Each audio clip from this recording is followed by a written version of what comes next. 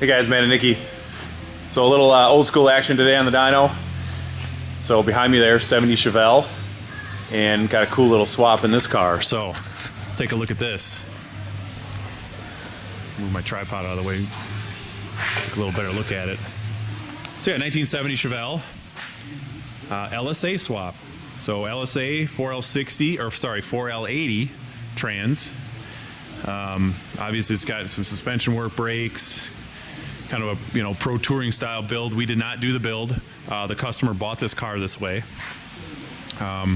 He had it painted in this kind of Jaguar British racing green, which I really like. I dig it. I think it looks super cool. It's got I'll lower the hood here just a smidge so we can see the stripes. Got a white stripe on the hood, some white racing stripes. I think it's super sharp looking. Awesome. I think it's a cool color combination.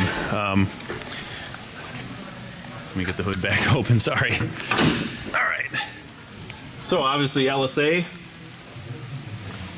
Sounds like it's got a little bit of a camshaft in it from the idle. We did had to do a little bit of work at a misfire when the customer brought it in, so plug wires are just awfully close. I don't know if you can see that, but they're awfully close to the headers, just the way these headers sit. Obviously it's, their headers are a swap.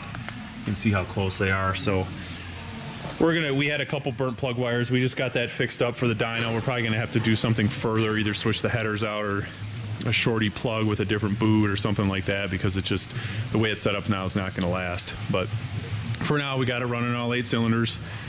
Sounds like it's running pretty good. I played with the tune just a little bit. I obviously read the tune out of it, took a look at it.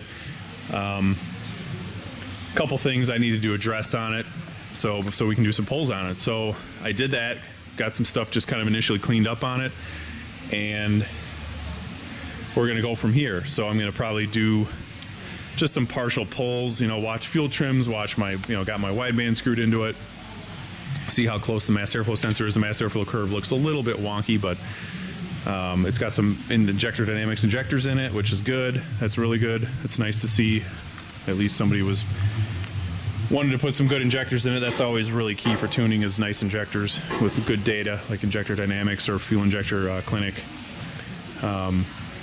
And it's got it's got cold air box on it with a different intake pipe. But as far as we can tell, it's other than a cam. I mean, we haven't had the valve covers off it yet, and we're assuming it's got springs. Rev limiter's in the tune set to 6,800, so I would hope it has springs. But stock pulleys though. Stock balancer, stock upper pulley. So we're not spinning the blower super hard, so I don't expect to see a ton of boost. I mean, these only make 9 pounds of boost stock, and when you put headers on them in a cam, you're gonna lose 2 or 3 pounds of boost. So I'm only expecting to see 6-7 pounds. So, but it still should make some decent power. Stock these LSAs through an automatic like a 5th gen Camaro or a CTSV or 500 wheel. So I would expect we're gonna see at least that. I would assume maybe mid 500, something like that. We'll see. But yeah, otherwise, that's pretty much it. He basically brought it here just for us to check out, and we might be doing some more work to it further down the road. But for now, we just kind of want to get it right, make sure the tune is right, get it running correctly, make sure all the components here are suitable for going further with horsepower. It's got some nice Billet Specialties wheels. I haven't even looked in the trunk. I think it's got to have maybe a mini tub on it. It's got a 305 on it. It's got a 12-bolt rear end. It's got a really nice, probably can't really see it too well, but a real nice 3-inch dual exhaust with an X pipe. Obviously it's got that what looks like a 4L80E. It's got a big Hughes transpan on it, but yeah, it's obviously it's like the bigger case, like a 4L80E. So yeah. So I'm gonna get some pulls under my belt on the dyno here, just some half pulls, and see where this is at. And then I'll get some full pulls on video, and we'll take a look at some dynographs and see where we end up with this thing.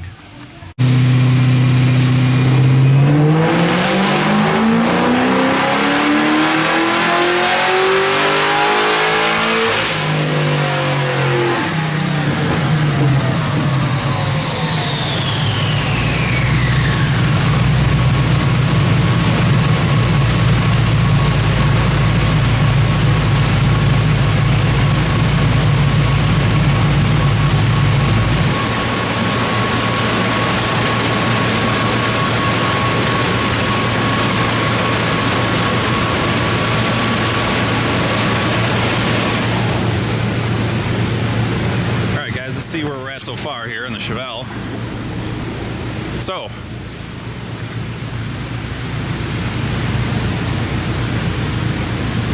the blue line, very first run, I did a couple half throttle and then some partial throttle pulls and 2 or 3 of them just to see where it was at. Obviously I read the calibration out of it and took a look at it. It looked pretty good. Like I said, I did a couple half pulls on it, and so they decided to do a full pull because everything was looking pretty good air fuel wise. It was a little lean, but the timing was super conservative. So 515, that was the first pull. Got the air fuel ratio. It was a little lean at the bottom, and it was kind of lean across the board. It was really lean at the bottom. So I added some fuel. Got to 549. I definitely added a bunch of timing. That last pull we just watched, I actually took a little bit of timing out down low because the knock sensors were just pulling a little bit, and I added a little bit of timing up here, just like a half a degree. It took it, so I might add another full degree up here and see where we're at. But it's pretty close so far. We're only seeing, I'm only seeing 7-8 pounds of boost. So we can see here, again, it's got a camshaft. Unknown, we don't know what camshaft it is, just going by the idle and by the chop and what was in there for a tune. They got the idle airflow jack play up and stuff like that. So and it's got stock pulleys making very little boost. I mean, here we're 7 pounds, there's 8 pounds, maybe 8.5 pounds, there's 8 pounds or so. So yeah, you can see I still got a little tickle and knock there. I might just richen it up a smidge. The air fuel is really close, so this is pretty much where I like to have these. Probably about 0.8 lambda. It's a smidgen lean. This car is going to be running a 91, so I might just bump the fuel up a percent here. Maybe pull a degree here, but I think I'm going to try adding a full degree up top here after 6,000 RPM because I think it might make a little bit more power. With this low a boost on these LSAs like timing. And with this low boost, I mean, we're already at 25. I'm going to try 26. I'm going to see what 26 does. So set the camera back down. I'm going to make some changes on the tune, and let's do another pull.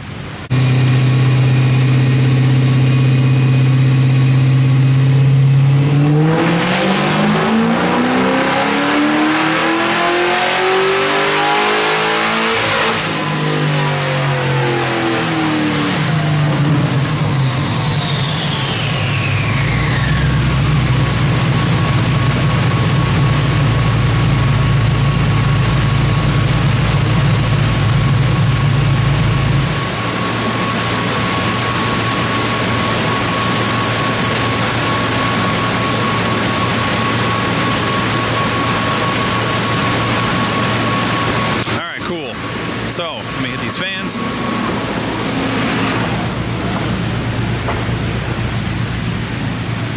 So it doesn't look like we really picked up anything. A couple horsepower, a couple foot-pounds. So that's pretty much it, where it's going to be at for this boost level. Again, this is kind of just a run over the tune, get it up in the dyno, see what it can do with the current setup. Again, he bought the car unknown, and so we were just kind of testing it out for him to see what we got. I mean, it seems like a healthy motor. Obviously, it's making decent power. I mean, it's kind of not really an optimized setup for an LSA, but it's stock through an automatic, these make 490, 500. So with the cam with headers and a cam, it's making a little bit more than that. Again, there's no pulleys on. It's got the stock pulley ratio, so stock upper and lower pulleys. But yeah, that's doing pretty good.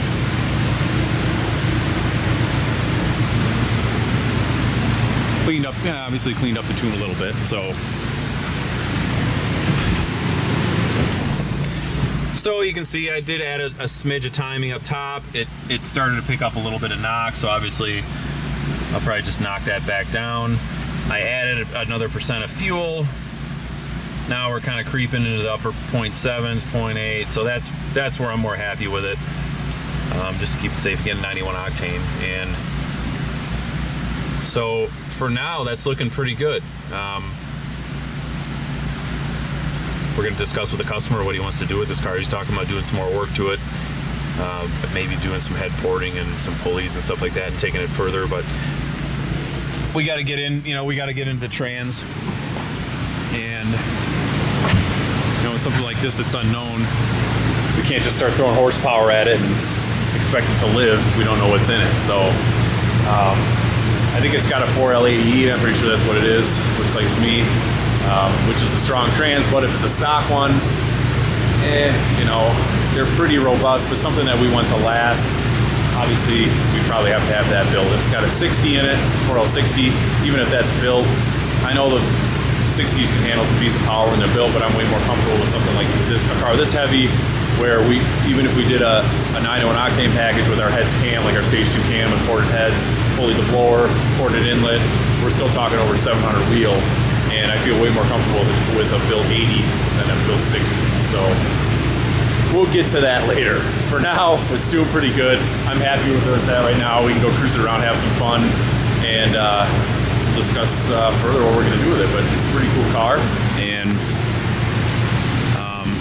kind of excited to do a little bit more work on it. And even if we don't do any more work on it, he just decides to leave it, well, yeah, it should be a fun cruiser. So thanks for watching, guys.